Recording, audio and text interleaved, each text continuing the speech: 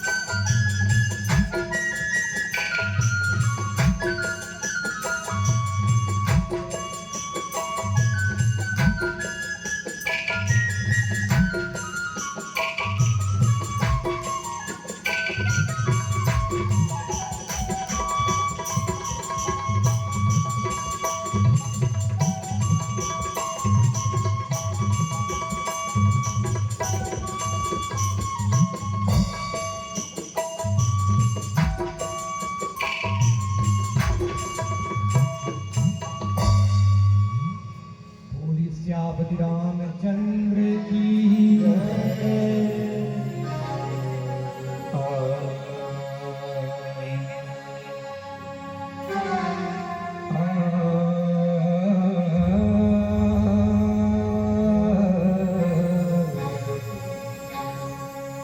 वीणावादिनी माता तुम हम पर हो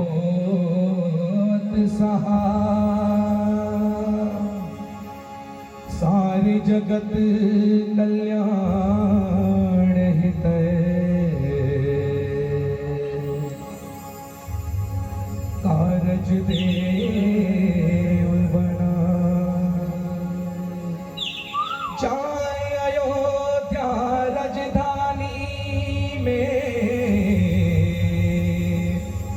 अपनी माया को फैलाए ईश्वर की प्रेम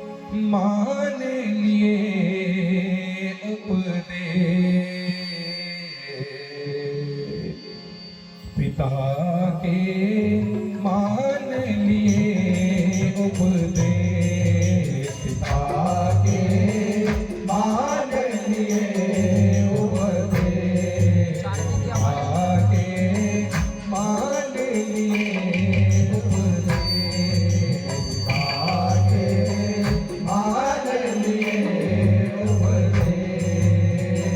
निश्चल प्रेम है मात पिता का, निश्चल प्रेम है मात पिता का, निश्चल प्रेम है मात पिता का, निश्चल प्रेम है मात पिता का, ईश्वर का संदेश, पिता के मान लिए उपदेश, पिता के मान लिए उपदेश।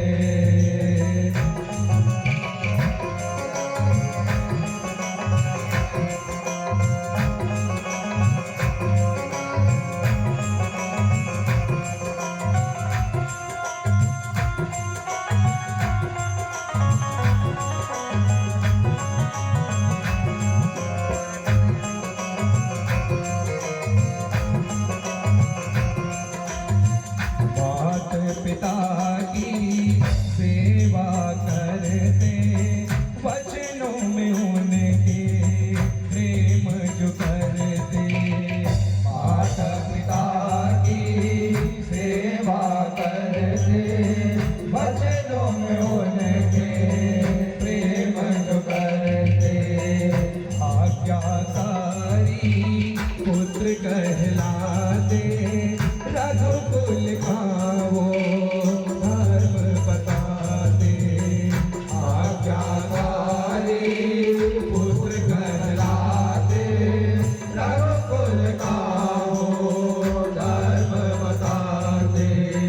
प्रेम विश्वास वचन में करते, प्रेम विश्वास वचन में करते, प्रेम विश्वास वचन में करते, प्रेम विश्वास वचन में करते। रघुवर का संदेश, पिता के मान लिए उपदेश, पिता के मान लिए उपदेश।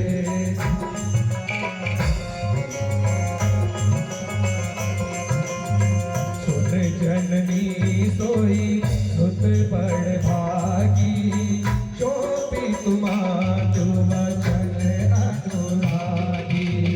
सुन जननी सोई सुत बड़ भागी, चोपी तुमारू वचन अनुरागी। धनय मातु पितु तोष निहारा, दुर्लभ जननी सकल संसारा। धनय मातु पितु तोष निहारा, दुर्लभ जननी सकल संसारा। धनय मातु पितु तोष निहारा, दुर्लभ जननी सकल संसारा। धनय मातु पितु तोष निहारा, दुर्लभ जननी सकल संसारा। जगत नियंता त्रिभुवन स्वामी, जगत नियंता त्रिभुवन स्वामी, जगत नियंता त्रिभुवन स्वामी, जगत नियंता त्रिभुवन स्वामी। लीला इनकी अनेक, पिता के मान लिए उपदेश, पिता के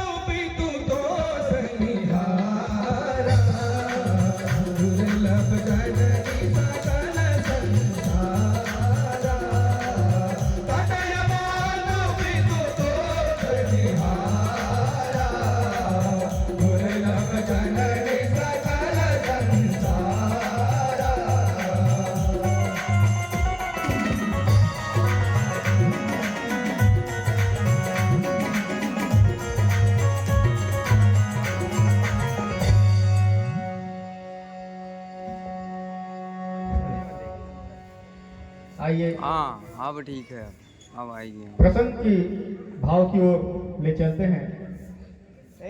प्रसंग है तनय मातु पितु तोष निहारा दुर्लभ जननी सकल संसारा। गोस्वामी तुलसीदास जी लिखते हैं प्रसंग का भाव संक्षिप्त में। प्रभु श्री रामचंद्र जी कहते हैं, हे माता, माता पिता को संतोष करने वाला पुत्र ही संसार में दुर्लभ है, संसार में मिलना कठिन है। प्रसंग की एक ही चौपाई को समझने पर पूरा प्रसंग समझ में नहीं आता।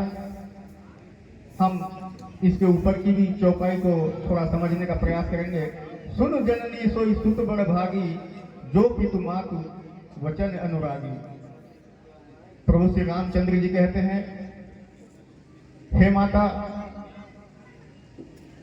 वह पुत्र बड़ भागी है जो माता पिता के वचनों में अनुराग करता है, प्रेम करता है, उनके वचनों का पालन करता है। आइए प्रसंग को थोड़ा और समझने का प्रयास। प्रसंग उस समय का है जब अयोध्या में प्रभु श्री रामचंद्र जी के राज्याभिषेक की तैयारी हो चुकी थी और अचानक ही कैकेयी ने महाराज दशरथ से अपने 2 वर मांगकर प्रभु श्री रामचंद्र जी को 14 वर्ष का वनवास और भरत को राज्य तिलक का वर महाराज दशरथ से मांगा। महारानी कैकेयी प्रभु श्री रामचंद्र जी से अत्यधिक प्रेम करती थी, भरत से भी ज्यादा चाहती थी। तो फिर उन्होंने प्रभु श्री रामचंद्र जी को वनवास क्यों दिया? उसके अनेक कारण थे। कैकेयी सोचती थी, कैकेयी के पास महाराज दशरथ के 2 वरदान रखे हुए थे धरोहर के रूप में, और आज इस समय पर प्रभु श्री रामचंद्र जी के मन की बात सरस्वती के माध्यम से, मंत्रा के माध्यम से कैकेयी के मन में सरस्वती की वाणी विराजमान हुई। अनेक कारण वनवास देने के सामने आते हैं, जैसे कि रावण का वध, बाली का वध, सबरी का उद्धार, जटायु का मतलब उद्धार, और कैकेयी ने और भी कुछ मन में सोच रखा था। जिस प्रकार की प्रभु श्री रामचंद्र जी जब अयोध्या के राजा बने तो अयोध्या का जो असली राज मुकुट था वह बाली के पास रखा हुआ था, तो वह वन में जाएं और अपना असली राज मुकुट लेकर आए। यह भी प्रसंग भाव में आता है। और अनेक कारण से कुछ भाव तो ये भी आते हैं कि लक्ष्मण के कारण प्रभु श्री रामचंद्र जी को वनवास हुआ। कुछ कारण यह भी आता है कि प्रभु श्री रामचंद्र जी सूर्य कुल के कुल हैं, तो कैकेयी ने इस पर भी विचार किया कि जब सूर्य कुल के कुल सूर्य हैं, रघुकुल के सूर्य प्रभु श्री रामचंद्र जी हैं, तो वह अगर राजमहलों में रहेंगे तो राजमहल ही प्रकाशित होगा, और उनको स्वतंत्र वन में भेज दिया जाए तो पूरे संसार को प्रकाशित करेंगे। ऐसे अनेक भाव जो है प्रसंग के माध्यम से सामने आते हैं, वनवास जाने का कारण है। और कैकेयी ने उन वरदान के स्वरूप प्रभु श्री रामचंद्र जी को अयोध्या का राजा न मानकर पूरे अखिल ब्रह्मांड का राजा बनाने हेतु वनवास के लिए अब महाराज दशरथ से वर मांगे। और यह सब प्रभु श्री रामचंद्र के मन की बात थी, उनकी माया से ही सब काम हो रहा था। ना तो कैकेयी का दोष है, ना ही और किसी अन्य का दोष है, ना ही मंत्रा का दोष है। देवताओं ने मां सरस्वती से प्रार्थना की, परंतु प्रभु श्री रामचंद्र जी की इच्छा से ही सरस्वती को प्रेरित किया गया और वनवास के लिए वरदान मांगा गया। जब प्रभु श्री रामचंद्र जी को वन जाने की खबर धीरे धीरे फैल गई, तब प्रभु श्री रामचंद्र जी कैकेयी के पास गए। और यह प्रसंग कैकेयी और प्रभु श्री रामचंद्र जी के संवाद का है। जब उन्होंने मां कैकेयी के साथ में राजा दशरथ को बेहोश मूर्छित अवस्था में देखा, तो उनके मूर्छित होने का कारण पूछा। माँ कैकेयी ने पूरा वृत्तांत सुनाया, जिस प्रकार से उन्होंने पूरी कथा जो बीती उस बात को बताया। तो प्रभु श्री रामचंद्र जी बहुत ही प्रसन्न चित्त होकर मन मुस्कुराकर बोलते हैं, हे माता, यह तो बड़े सौभाग्य की बात है कि आपने जो वरदान मांगा है, यह मेरा कर्तव्य है कि मैं माता पिता के वचनों का पालन करूं, उनका अनुसरण करूं, उनकी आज्ञा का पालन करूं, उनके हर कार्य को मैं पूर्ण करूं। प्रसंग उसी समय से लिया गया। सुन जननी सोई सुत बड़ भागी, जो पितु मातु वचन अनुरागी। प्रभु श्री रामचंद्र जी कहते हैं कि हे माता, वह पुत्र बड़ा भाग्यशाली है जो माता पिता के वचनों का पालन करे। चरणों में प्रेम करना अलग चीज है और वचनों में प्रेम करना अलग है। कहने का तात्पर्य है कि वह पुत्र धन्य है जो अपने माता पिता के वचनों का पालन करते हैं, वह बड़े भाग्यशाली होते हैं।